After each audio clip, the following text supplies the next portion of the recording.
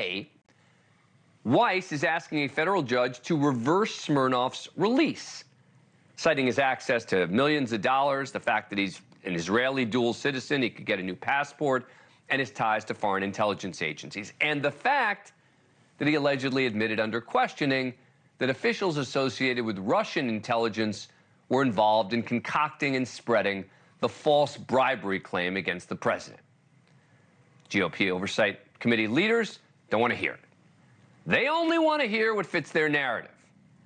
Chairman James Comer, who has hyped Smirnoff's allegation as much as anyone, has now said he thinks maybe impeachment is unlikely. He's also said, quote, to be clear, the impeachment inquiry is not reliant on the FBI's 1023. It's based on a large record of evidence, including bank records and witness testimony revealing that Joe Biden knew of and participated in his family's business dealings.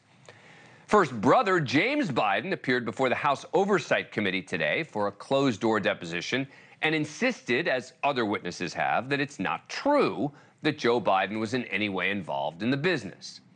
But even if it were true, there's a big, big difference between knowing about or even being involved in his family's shady business dealings versus taking a $5 million bribe. And you see, since this is a big blow to their ongoing effort to impeach President Biden, that means the far-right media are not happy about it, and of course, they're not happy about David Weiss. Special Counsel David Weiss, he's the guy that wanted to give Hunter a pass, and then the special deal, the plea deal that wasn't anything. But anyway, then became the special prosecutor. Anyway, David Weiss now charged the FBI informant. Remember the FBI informant who said Ukraine bribed the Bidens, Joe and Hunter, $5 million apiece? Biden's Justice Department just arrested him. Special Counsel David Weiss, the Delaware prosecutor who you remember tried to cut a sweetheart deal to keep Hunter out of prison, announced charges against Alexander Smirnov. Smirnov is a trusted and credible informant that the FBI has had on the payroll for years. Right, of course. Last year, Republicans accused Weiss of covering for Hunter Biden and tried to undermine his credibility over that so-called sweetheart deal cut with Hunter. That was before Weiss refused to agree to give Hunter Biden immunity for any future prosecution, and that became a plea deal killer. He brought the case against Hunter Biden. Nevertheless, they had whistleblower hearings. They brought him before the House to try to show he was somehow doing the Biden's bidding, letting Hunter off the hook. It's the same Hunter Biden who's now facing federal criminal charges brought by Weiss, including 9 tax charges and 3 federal gun charges related to lying on a gun form about drug use. Now, the gun charges have never before been brought in this context, meaning where the person had no criminal record, there was no other crime, just one gun, and the gun wasn't used in a crime. But again, it's never enough.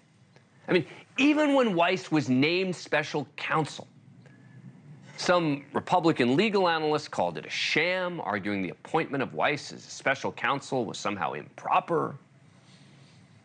The appointment of Weiss as special counsel is improper under the federal regulations because it's supposed to be somebody who actually is outside of the government. However, he's not a special counsel. This is an attempt to whitewash the Biden family corruption.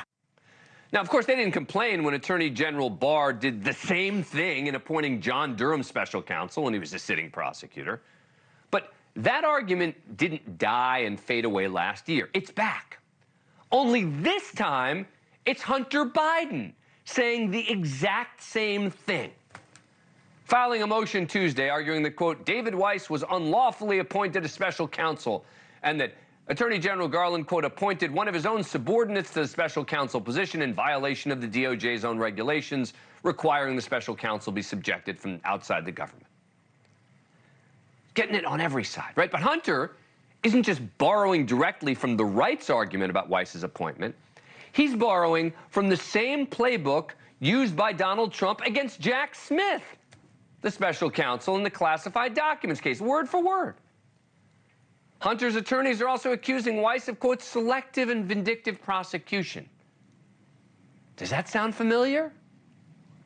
The fact is, if we didn't live in such a ridiculous, polarized world, the fact that a guy who's tied to Russian intelligence was lying to the FBI in an effort to impact our presidential elections would be troubling to everyone, not just dividing along partisan lines. That's not the world we live in. Instead, we have the same prosecutor being called the same things by both sides just to try to get him to stop doing his job. Thank you for watching. Go to newsnationnow.com to find NewsNation on your cable provider. And don't forget to click the red subscribe button below to get more of NewsNation's fact-driven, unbiased coverage.